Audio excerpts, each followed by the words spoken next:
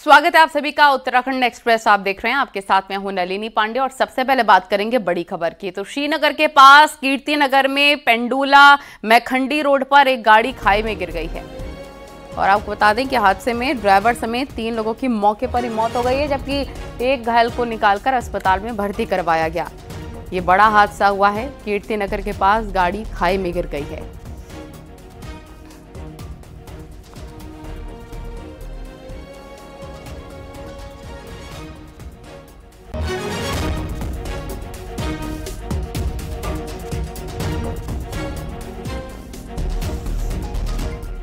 और रुड़की के गंग नहर कोतवाली क्षेत्र के शाहपुर साल्हापुर गांव में एक बड़ा हादसा होने से टल गया है। यहां पर कुछ लोग चिता को जलाने के बाद वापस लौट रहे थे, तभी अचानक से शमशान की छत चिता के ऊपर भरभरा कर गिर गई। गनीमत रही कि उस समय वहां कोई मौजूद नहीं था, नहीं तो बड़ा हादसा हो सकता था। शमशान की छत गिरने के बाद गांव में हड़कंप मच गया।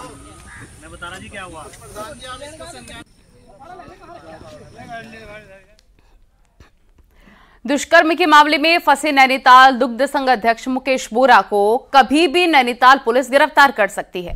हाईकोर्ट ने गिरफ्तारी पर रोक वाले प्रार्थना पत्र को खारिज कर दिया है। इसके साथ ही कोर्ट ने सरकार से 4 हफ्तों में जवाब मांगा है और 17 दिसंबर तक प्रोग्रेस रिपोर्ट दाखिल करनी है। हालांकि पूर्व में मुकेश बोरा को कोर्ट ने फौरी राहत जरूर दी थी।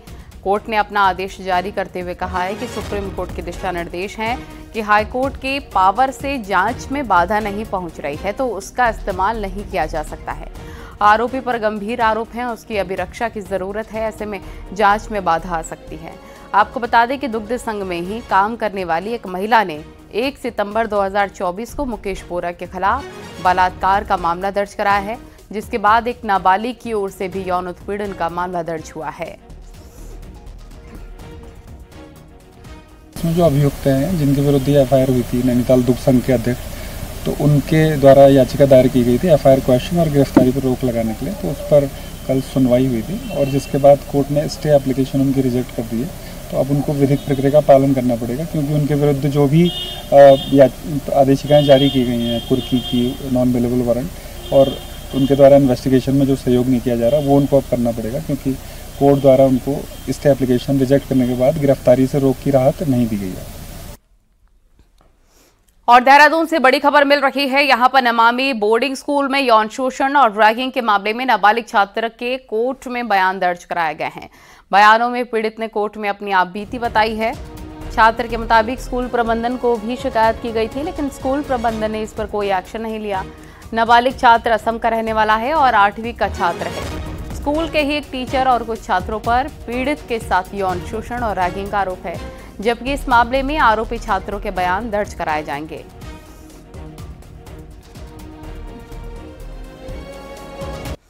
और उत्तराखंड में एक बार फिर से बारिश का अलर्ट जारी हुआ है। आज रात और कल दिन के लिए भारी बारिश की चेतावनी जारी हुई है। मौसम विभाग ने 11 जिलों के लिए अलर्ट जारी किया। इसमें उत्तरकाशी, चमोली और रुद्रप्रयाग में भारी बारिश की चेतावनी दी गई। मौसम विभाग का कहना है कि 20 सितंबर के बाद बारिश से राहत मिलेगी और बारिश में कमी आएगी, लेकिन इससे पहले आज रात और कल कई इलाकों में काफी तेज बारिश हो सकती है, जिसके बाद प्रशासन की टीम को अलर्ट किया गया है। और हैवी रेन की बात करें तो हमारे जो अंदर के डिस्ट्रिक्ट है, जिसमें कि उत्तरकाशी, चमोली या रुद्रप्रयाग है, इनमें संभावना दिखती है। उसके बाद देखेंगे तो एकदम रेनफॉल एक्टिविटी काफी कम हो जाएगी। आइसोलेटेड टाइप एक्टिविटी मिल जाएगी, वो भी बहुत लाइट या लाइट रेंज तक जो है। तो इस तरह की सिचुएशन आप कह सकते हैं कि 22-23 तक वो रहने वाली है। Tanakpur Pithoragarh all weather road एक बार फिर से बंद हो गई है। स्वाला में भारी लैंडस्लाइड होने के कारण 2 जिलों की लाइफलाइन पूरी तरीके से ठप है और रोड को खोलने के लिए एनएच ने मशीनें लगाई है, लेकिन भारी मात्रा में आए मलबे और बोल्डर्स को हटाने में खासा समय लग रहा है। ऑल वेदर रोड बंद होने के कारण दोनों ओर सैकड़ों गाड़ियां फंसी हैं। स्वाला में लगातार पहाड़ी दरक रही है, जिस कारण आए दिन रोड बंद हो रही है। पर्याप्त संख्या में ऑपरेटर लगे हैं और कोशिश जारी है। चाइना बॉर्डर को जोड़ने वाली लिपुलेख रोड की बदहाली आदि कैलाश यात्रा पर भारी पड़ रही है। हालात ये हो गए हैं कि लाख कोशिशों के बावजूद भी यात्रा शुरू नहीं हो पा रही है, जिससे कि यात्रियों की दिक्कतों के साथ साथ पर्यटन कारोबार पर भी असर पड़ रहा है।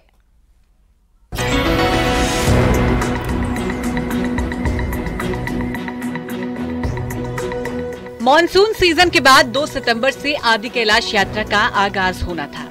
देश के कोने कोने से श्रद्धालु पवित्र ओम पर्वत और आदि कैलाश के दर्शन के लिए पहुंचते हैं, लेकिन चाइना बॉर्डर को जोड़ने वाली रोड की बदहाली ने श्रद्धालुओं को निराश कर दिया है। हालात ये है कि श्रद्धालुओं को इनर लाइन पास नहीं मिल पा रहा है, क्योंकि रोड पर हो रही लैंडस्लाइड को देखते हुए प्रशासन ने इनर लाइन पास जारी करने पर रोक लगाई है।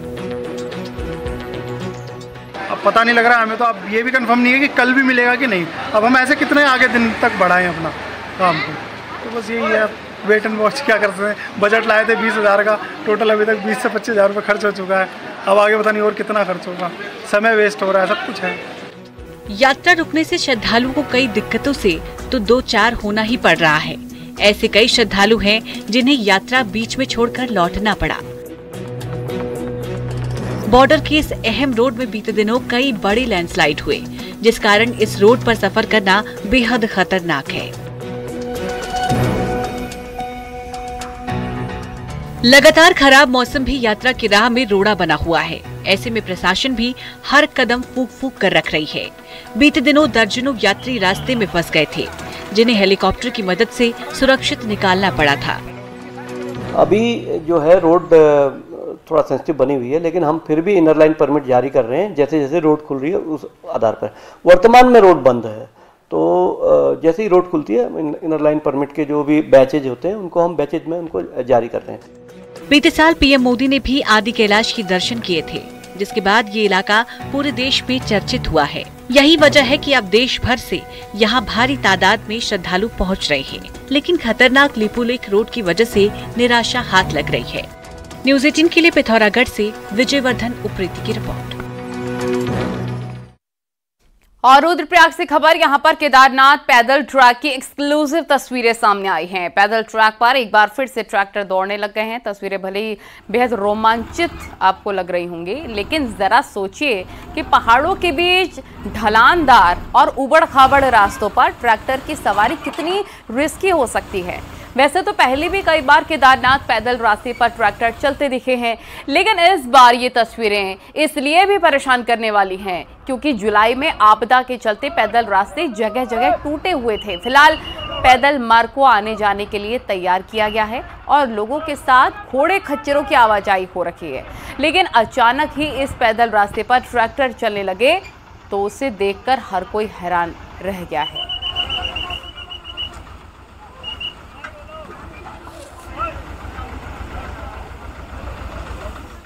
वहीं जम्मू कश्मीर में सीएम पुष्कर सिंह धामी ने धुआंधार प्रचार किया। सीएम धामी ने जम्मू के बनी में बीजेपी उम्मीदवार जीवन लाल के समर्थन में चुनाव प्रचार किया और जनता से बीजेपी के पक्ष में वोट की अपील की। इस दौरान सीएम धामी ने कहा कि धारा 370 हटने के बाद जम्मू कश्मीर में पर्यटन बढ़ा है और आतंकवाद में कमी आई है।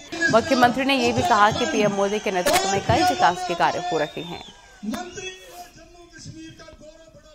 परियोजनाएं जम्मू कश्मीर की कनेक्टिविटी को तेजी से बढ़ा रही है, सुविधाओं को तेजी से बढ़ा रही है। आज जम्मू और कश्मीर के अंदर आने वाले पर्यटकों की संख्या 2.5 गुना से ज्यादा बढ़ गई है। एक समय था, आप सब याद करिए, किस समय में मैक्सिमम टेररिज्म होता था और आज मिनिमम टेररिज्म हो गया और मैक्सिमम टूरिज्म हो गया। भाइयों बहनों, अधिकतम आज पर्यटन बढ़ गया है। एक और सुरक्षित समृद्ध जम्मू कश्मीर के निर्माण की मोदी जी की गारंटी है और वहीं दूसरी ओर कांग्रेस पार्टी है, पीडीपी है, नेशनल कॉन्फ्रेंस है, जैसे ऐसे दल है जो फिर से अलग झंडे, अलगाववाद और कहते हैं धारा 370 की हम वापसी करेंगे।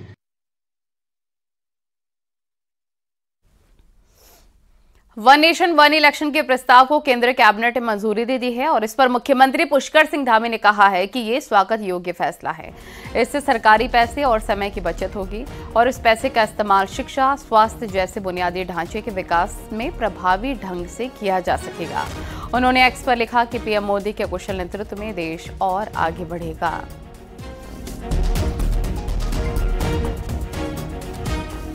तो वन नेशन वन इलेक्शन की बात को पूर्व मुख्यमंत्री और कांग्रेस नेता हरीश रावत ने प्रपंच बताया है। हरीश रावत ने कहा कि बीजेपी हार के डर से घबराई हुई है, इसीलिए लोगों को उलझाने के लिए वन नेशन वन इलेक्शन की बात कर रही है। हरीश रावत ने कहा कि भारत जैसे देश में ये व्यवस्था संभव नहीं और इसके लिए कई संविधान संशोधन करने पड़ेंगे। वहीं बीजेपी के पास लोकसभा और राज्यसभा में भी बहुमत नहीं है। ये एक राजनीतिक प्रपंच मात्र है, क्योंकि जम्मू कश्मीर में हमारा गठबंधन जीत रहा है, हरियाणा के अंदर कांग्रेस बहुत अच्छी जीत की तरफ है और भाजपा का लगभग सफाया हो जाएगा। महाराष्ट्र, झारखंड एक के बाद एक राज्यों में और उत्तर प्रदेश और उत्तराखंड जहाँ भी उपचुनाव होने हैं उनमें भी भाजपा को हार दिखाई दे रही है, तो इसलिए ये प्रपंच रचा जा। बीजेपी और कांग्रेस केदारनाथ विधानसभा उपचुनाव के साथ साथ निकाय चुनाव की तैयारियों में जुट गए हैं। 25 सितंबर के बाद बीजेपी कैंडिडेट की तलाश में जिलों में ऑब्जर्वर भेजे जा रहे हैं, तो कांग्रेस में भी जल्दी ही बड़े फैसले हो सकते हैं।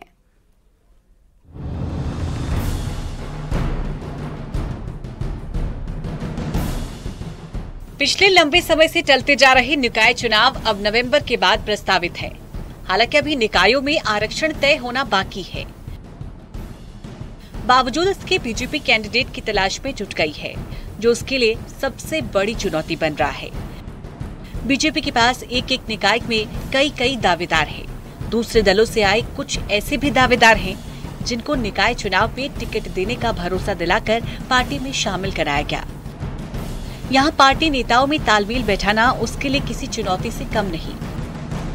आज भारतीय जनता पार्टी का विस्तार, भारतीय जनता पार्टी का प्रभाव इतना बढ़ चुका है कि आज हमारी पार्टी में एक सीट पर लड़ने वाले कई लोग तैयार हैं और ये हमारे नेतृत्व के द्वारा जो भी प्रत्याशी तय होगा, सभी लोग एकजुट होकर के पार्टी के प्रत्याशी को जिताने के लिए काम करेंगे और राजनीतिक क्षेत्र में काम करने वाले सभी कार्यकर्ताओं के मन में महत्वाकांक्षा भी होती है। कांग्रेस भी तैयारियों में जुटी हुई है। महिला कांग्रेस की प्रदेश अध्यक्ष ज्योति रौतेला का कहना है कि बीजेपी बुरी तरह डरी हुई है, इसलिए बार बार चुनावों की डेट टालती जा रही है। ज्योति रौतेला का कहना है कि बीजेपी पहले निकायों में आरक्षण और चुनावों की तारीख का ऐलान करने का साहस दिखाए। को अपने पर्यवेक्षक भेजने से पहले जो निकाय चुनाव की डेट है वो उसको घोषित करना चाहिए सरकार ने, क्योंकि बार बार सरकार डरी हुई है। लोगों के उन्होंने काम नहीं कर रहे, उनको पता है कि जनता उनको वोट नहीं देने वाली, तो निकाय चुनाव को बार बार पीछे करते जा रही है। 102 निकायों में चुनाव होने हैं, जिसमें 11 नगर निगम, 45 नगर पालिका और 46 नगर पंचायतें शामिल हैं। पिछले चुनावों में 19 नवंबर पंचायत, 16 नगर पालिकाओं और 5 निगमों पर बीजेपी जीत दर्ज कराने में सफल रही है। यही जीत अब उसके लिए एक और चुनौती है कि उसे वो कितना बरकरार रखती है। न्यूज़ 18 के लिए देहरादून से सुनील नवप्रभात की रिपोर्ट। देहरादून नगर निगम में 10 सालों तक होल्डिंग और यूनिपोलों के टेंडर मामले में हाईकोर्ट सख्त है। हाईकोर्ट ने इस अनियमितता पर दोषियों के खिलाफ कार्रवाई के निर्देश दिए हैं। साथ ही 4 हफ्तों में कार्रवाई की रिपोर्ट कोर्ट में मांगी है। जनहित याचिका दाखिल कर मामले में 300 करोड़ के घोटाले का आरोप है। याचिका में कहा गया है कि 10 सालों में देहरादून नगर निगम ने यूनिपोल और होल्डिंग टेंडर में घोटाला किया है, जिससे कि 300 करोड़ के राजस्व का नुकसान राज्य को हुआ है। माननीय उच्च न्यायालय की ओर से जो आदेश निर्गत किया गया है उसमें यह स्पष्ट निर्देश दिए गए हैं कि जो नगर निगम ने रिपोर्ट सरकार को जो है भेजी है उस पर वो एक्शन लें और उस एक्शन को जो है एक समय सीमा में 3 दिसंबर तक सरकार को लेना है कि नगर निगम के ऊपर वो क्या कार्रवाई करते हैं और इसकी एक प्रति हाईकोर्ट को भी सूचित करनी है। जो घोटालेबाज हैं, जो खेल हुआ है और इसमें जो अधिकारी जो नगर निगम के और अर्बन डेवलपमेंट के जो इसमें लिप्त हैं उनका भी नाम सामने आएगा और हमारी इस पे बड़ी स्पष्ट मांग है। एक मांग ये है कि उन लोगों के खिलाफ कार्रवाई होनी चाहिए, वो कंपनियां ब्लैकलिस्ट होनी चाहिए। दूसरी मांग ये है कि जो सरकारी धन की लूट हुई है और जो बंदरबाट हुई है उसकी रिकवरी नियमानुसार और ब्याज सहित नगर निगम देहरादून में वापस होनी चाहिए।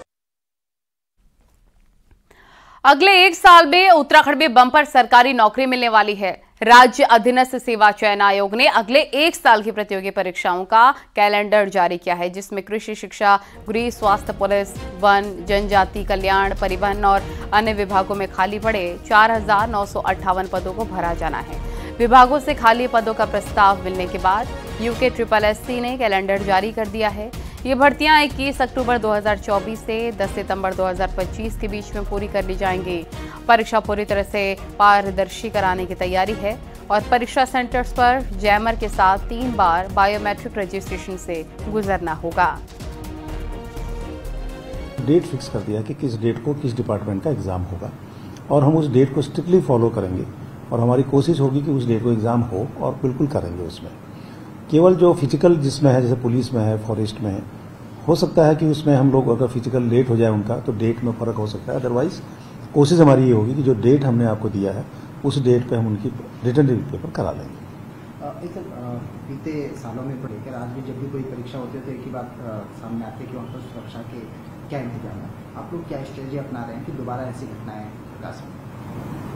हाँ, शुरू में हासिल में 2-3 घटनाएं भी 2016 में हुआ, पहले प्रॉब्लम हुई, उसके बाद फिर 2021-22 में हुई और उससे छवि खराब हुई, बिल्कुल मानता हूं मैं, और ऐसा नहीं होना चाहिए क्योंकि कमीशन का काम है कि हम सही लड़के को, सही कैंडिडेट को उसको भेजें चयन करके, जिसको 60 साल तक नौकरी करनी है और डिलीवरी करनी है, पब्लिक को गवर्नमेंट के जीओस को इम्प्लीमेंट कराना है, डिलीवरी करनी है।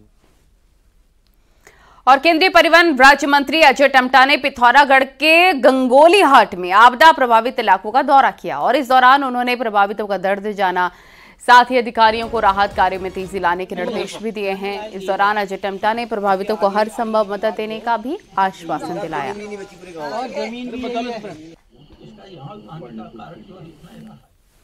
और खबर चमोली से, यहां पर देवाल ब्लॉक से हैरानी वाली तस्वीर आई है। यहां पर एरठा गांव के लोगों ने बीमार महिला को डंडी कंडी के सहारे अस्पताल पहुंचाया। बेहद खतरनाक रास्तों पर सफर करते हुए डंडी कंडी पर महिला को लाकर अस्पताल तक पहुंचाया। इस दौरान जगह जगह भूस्खलन भी हुआ, नीचे पिंडर नदी भी बहती है। हल्की सी चूक पर बड़ा हादसा हो सकता था, लेकिन ग्रामीणों ने महिला को अस्पताल पहुंचाया। अब यह हालात यहां पर लंबे वक्त से हैं और लोग रोड की मांग को लेकर कई बार आंदोलन कर चुके हैं, लेकिन इलाके में अब तक भी रोड नहीं पहुंचा है और ऐसे ही डंडी कंडी के सहारे, डोली के सहारे लोगों को ले जाना मजबूरी बन जाता है।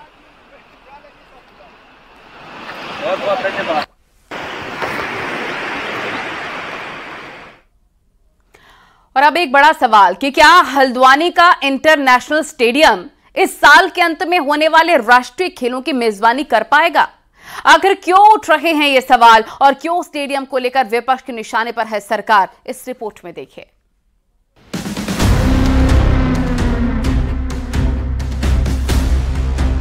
हल्द्वानी के इस इंदिरा गांधी इंटरनेशनल स्टेडियम पर आने वाले दिनों में नेशनल गेम्स की मेजबानी का बड़ा दारोमदार है, लेकिन खेलों से पहले ये स्टेडियम खेलने लायक भी बन पाएगा या नहीं, इस पर संकट के बादल हैं, क्योंकि स्टेडियम का एक हिस्सा कोला नदी में समा चुका है और बाकी बचे हिस्से पर भी खतरा है। स्टेडियम की हालत देख सरकार विपक्ष के निशाने पर आ गई है। अब देखिए, राष्ट्रीय खेल अंतर्राष्ट्रीय स्टेडियम की दशा क्या है, उसका रखरखाव, उसकी मेंटेनेंस बदतर हालत में है। सरकार हर वर्ष राष्ट्रीय गेम्स, राष्ट्रीय खेलों की बात करती है, आयोजन की बात करती है, लेकिन उसका जो दशा है बहुत बदतर है। दूसरी तरफ स्टेडियम की हालत देख उत्तराखंड ओलंपिक एसोसिएशन भी चिंतित है। हालांकि उन्हें सरकार पर सब कुछ ठीक करने का भरोसा है। ये तो एक दैवी आपदा है, दैवी आपदा आ गई और अचानक ही जो है 2-3 दिन के अंदर जो अच्छा खासा स्टेडियम हमारा बना हुआ था, वो दैवी आपदा की वजह से, नदी भरपूर तरीके से आने की वजह से वो एक हिस्सा उसका जो पार्किंग का है वो बह गया है। लेकिन उसको सरकार के संज्ञान में वो सारी चीज़ें हैं, उसको हम बहुत जल्दी उसको बनाने के लिए तैयारियां जो है सरकार भी कर रही है और हमने भी बात ये मुख्यमंत्री के सामने भी रखी हुई है। दरअसल इस साल के आखिर तक उत्तराखंड को नेशनल गेम्स की मेजबानी करनी है, लेकिन उससे पहले ही जिस स्टेडियम में 7 से 10 मेगा इवेंट होने हैं, उसकी हालत गोला नदी से खराब हो गई है। ऐसे में इस स्टेडियम में गेम्स हो भी पाएंगे या नहीं, ये बड़ा सवाल है। हल्द्वानी से न्यूज़ 18 के लिए शैलेंद्र नेगी की रिपोर्ट। और अब आपको दिखाते हैं पहाड़ की 10 बड़ी खबरें।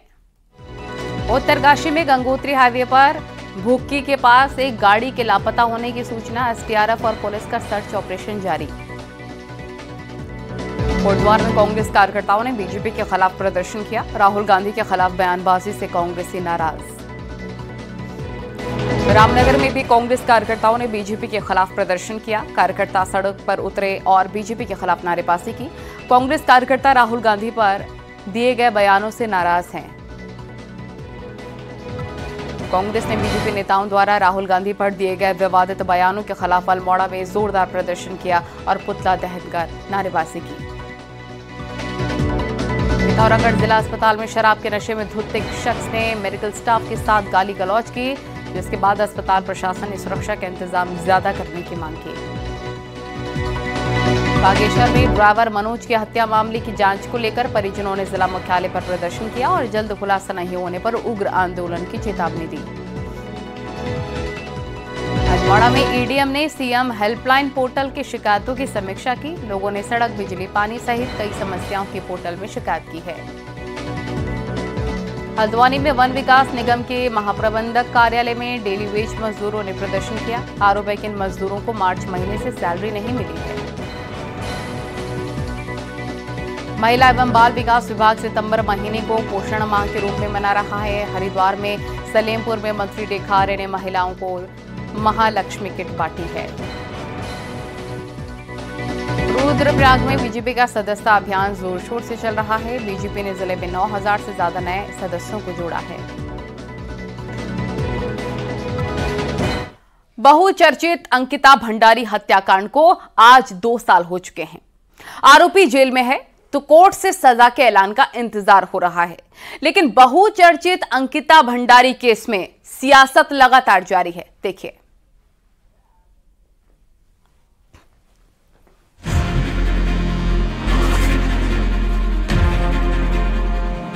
साल 2022 में ऋषिकेश का अंकिता भंडारी हत्याकांड महिला अपराध का उदाहरण बना हुआ है। 18 सितंबर को हत्या के 2 साल पूरे हो गए तो पुलकित आर्य समेत तीनों आरोपियों को सजा का इंतजार हो रहा है। पौड़ी की रहने वाली अंकिता भंडारी पर पहले दिन से सियासत जारी है।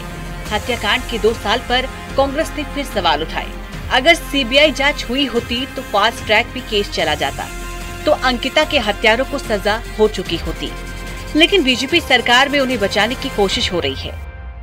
ये बातें कि इस केस को फास्ट ट्रैक कोर्ट से जो है फास्ट ट्रैक कोर्ट में इस केस को चलाया जाएगा और रिकॉर्ड टाइम के अंतर्गत अपराधियों को सजा मिलेगी। आज भी 2 साल बीतने के बाद मैं समझता हूं कि सरकार का ये प्रयास नंगे तौर पर देखा जा सकता है कि सरकार अपराधियों को बचाने का काम कर रही है। अंकिता को इंसाफ दिलाने के लिए महिला प्रदेश कांग्रेस अध्यक्ष ज्योति रौतेला ने पिछले साल बाल मुंडवाए तो 21 सितंबर को महिलाओं से जुड़े मुद्दे पर देहरादून में प्रदर्शन की तैयारी है।